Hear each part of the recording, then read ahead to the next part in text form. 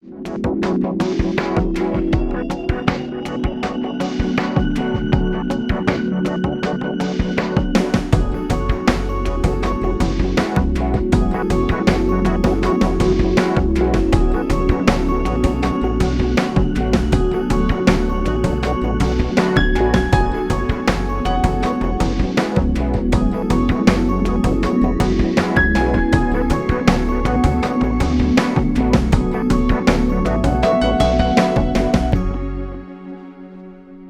content, I love what we're doing with the social media. Putting out this content has been, it's been I guess working up my I used to think of myself as tech savvy, not until you have to be tech savvy, you know. Right. So just getting better with this tech stuff, because maybe we could use this in the future, like, you know. Right. So just tagging on to like the scheduling and managing my time while I'm at home. Awesome. Excellent. I think I can say pretty much the same thing. Other than me wanting to say that Paul Bonilla is also bilingual. So he's our bilingual so okay, gracias. bilingual on deck. Okay. And so I love that you know, he's bilingual. I wish I would have paid more attention in Spanish. And you see when you pay but he's just homegrown, you know, from Honduras. And I'm just like, I'm so excited about our whole team. But as far as me making adjustments on working remotely, I think I can agree with Paul. We really have to adjust with people's lives, even our own lives, because at this time, you know, the unknown could be very stressful for a lot of people, and for myself as well. And so making that time out to, you know, go handle business, do errands, make sure you got your mask, your gloves, and you, and you speak from each other, and you go into the grocery store and you're sending one person out.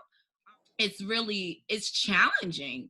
And so being able to balance, I mean, just like we do on a normal schedule, but now it's a little bit, we have to be a little bit more meticulous with reaching out and being able to be a support, but also get that self-care in. And so I've been able to do it. I think the team has been great with doing that. As far as me, you know, with the clients, I'm speaking to my individual clients when their parents a little bit more, because the parents are going through stresses too. And so, you know, youth and adults, we're all going through the same thing. And so knowing that, you know, hashtag we're in this together, even when we're quarantined, it's real. And so we're here for sure. So I'm sorry, go ahead, Paul. I'm sorry, Thurston. So I want to kind of just, quiero hablar con la comunidad latina, se me había olvidado. Este es el grupo de prevención y nos estamos introduciendo. Aquí tenemos a nuestra supervisora, Elizabeth Funky, tenemos a la señora Smith y tengo a la señora Lucas aquí. Un poquito de lo que estábamos hablando de qué es lo que estamos haciendo aquí en nuestras casas. La señora Lucas mencionó que manteniendo un horario presente es muy importante para nosotros como es para ustedes. La señora Smith habló sobre no mantenerlo solo con los individuales, pero hablando con las familias. Y yo hablé un poquito sobre lo que tenemos que hacer, qué es lo que tenemos que hacer para las informaciones que le estamos dando a ustedes en casa, con el Facebook o toda la información que estamos proveyendo a ustedes.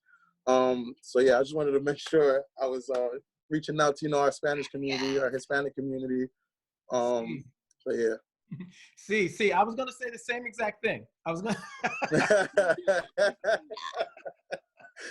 So listen, this is what I love. I love about your team, and you really sort of exemplify what we try to do at the Prevention Coalition, because we serve a community that's almost split down the middle culturally.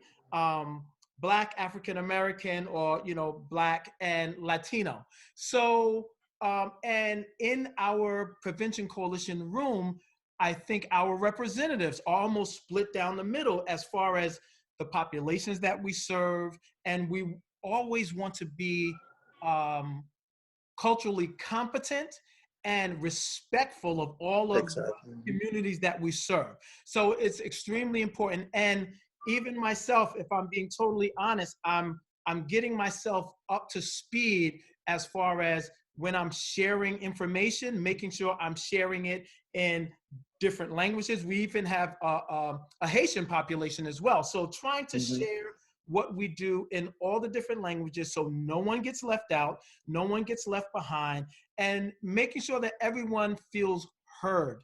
That's the beauty of what you guys do. Because you are bilingual, you have the ability to take anyone in, speak with anyone, counsel anyone in the community that needs it. So I really do, I appreciate you guys. I appreciate what you guys do.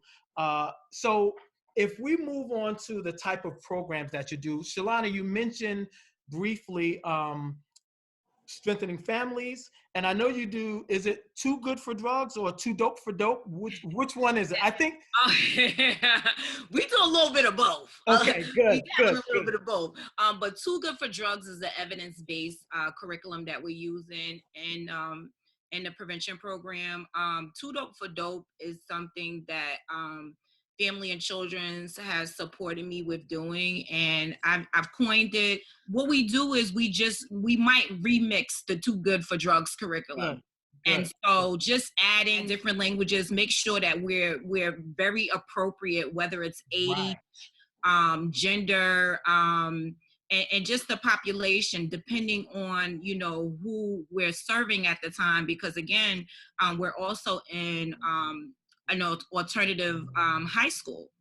And, it's great because I actually graduated from an alternative high school. And so for them to see me, with the master's and still continuing to go for my license and maybe, definitely down the line with the PhD, I'm like, you know what, just because you're here, just because you made a mistake doesn't define you and doesn't define who you are. And so, it starts with your thinking, and so working with those evidence-based programs, the Too Good for Drugs, strengthening families. We also do Teen Intervene is something, because our population with prevention, we're preventing substance abuse, we're preventing bullying, any type of maladaptive behavior, we're preventing. So it's not just substance abuse, but we do focus on substance abuse as well.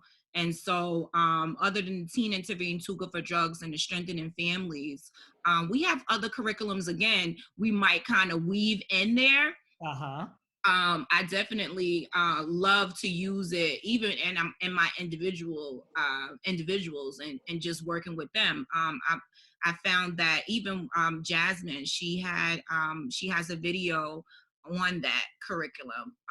Paul, he's working with the active parenting and even and everything in Spanish, translating it.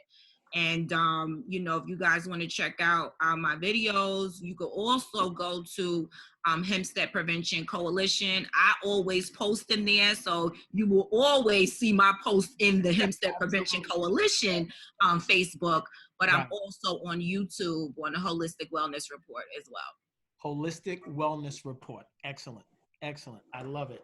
So going back to something else that you said, which I think is extremely important. As we continue the work of the Prevention Coalition, we are really looking to engage with the young people in the villages, right? Because what I think is so important is, like you said, you were targeted at a very young age, even in elementary school, right? As a peer mediator. And that's right, the middle school. In middle school. And that stuck with you. And that sort of put you on the path to where you are now. Oh, absolutely. Imagine if we can engage even more young people in this mindset for prevention and wellness and feeding into the community and positive group activities. That's really what we're looking to do at the Hempstead Prevention Coalition. And I think because you're from Hempstead, people know you, they know your name, they know your face, they know where you come from. It's such a huge benefit to the work that we do. So I do appreciate you lending what you do and with such passion. It's something I shared in another interview. The people of Hempstead are passionate about Hempstead. I mean, Tigers for life, you know, that's what it's all about.